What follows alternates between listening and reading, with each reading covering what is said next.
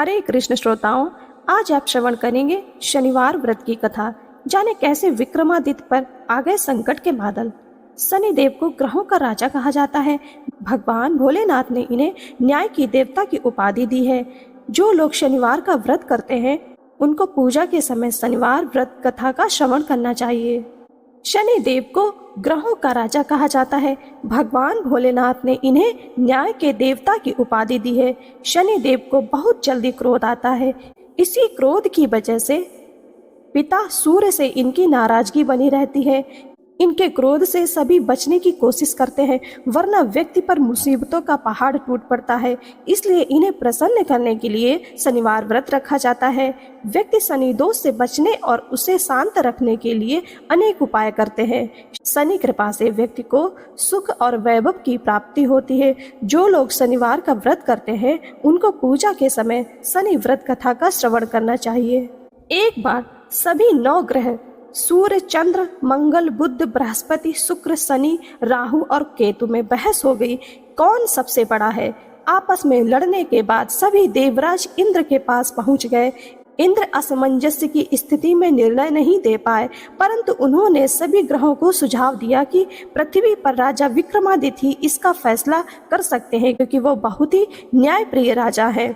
सभी पृथ्वी पर राजा विक्रमादित्य के पास गए और अपने आने का कारण बताया। राजा उनकी समस्याओं को सुनकर बहुत परेशान हो गए।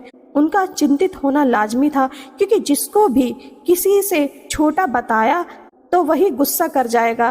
राजा के काफी सोच विचार के बाद उन्हें एक उपाय सूझा। उन्होंने सुवर्ण, रजत, कांस्य, पीतल, सीसा, रांगा, जस्ता, अभ्रक और लोहे से 9 सिंहासन का निर्माण करवाया।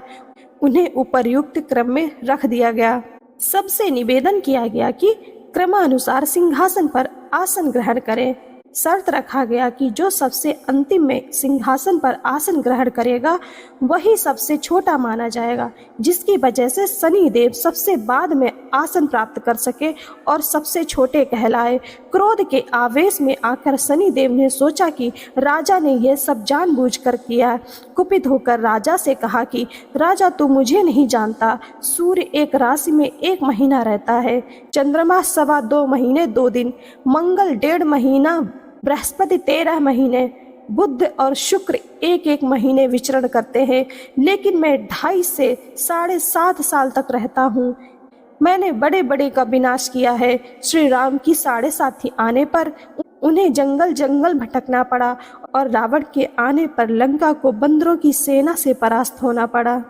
क्रोधित शनिदेव ने राजा से कहा कि अब आपको सावधान रहने की जरूरत है। इतना कहकर शनिदेव कुपित अवस्था में वहां से चले गए।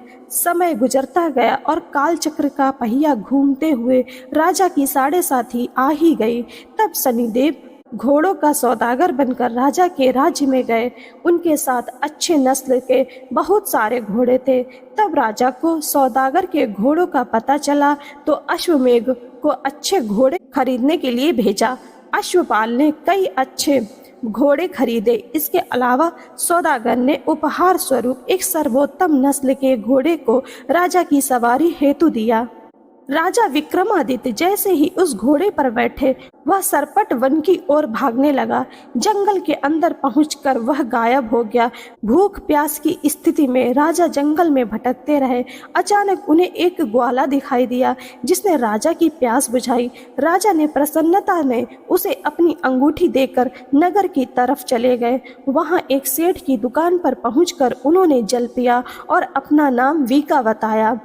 भाग्यवश उस दिन सेठ की खूब आमदनी हुई। सेठ खुश होकर उन्हें अपने साथ घर लेकर गए। सेठ के घर में खूंटी पर एक हार टंगा था जिसको खूंटी निगल रही थी। कुछ ही देर में हार पूरी तरह से गायब हो गया। सेठ वापस आया तो हार गायब था। उसे लगा कि वीका ने ही उसे चुराया है। सेठ ने उसे वीका को कोतवाल से पकड़वा दिया और दंड स्वरूप राजा उसे चोर समझकर हाथ पैर कटवा दिया। अपंग अवस्था में उसे नगर के बाहर फेंक दिया गया। तभी वहां से एक तेली निकल रहा था जिसको वीका पर दया आ गई। उसने वीका को अपनी गाड़ी में बिठा लिया।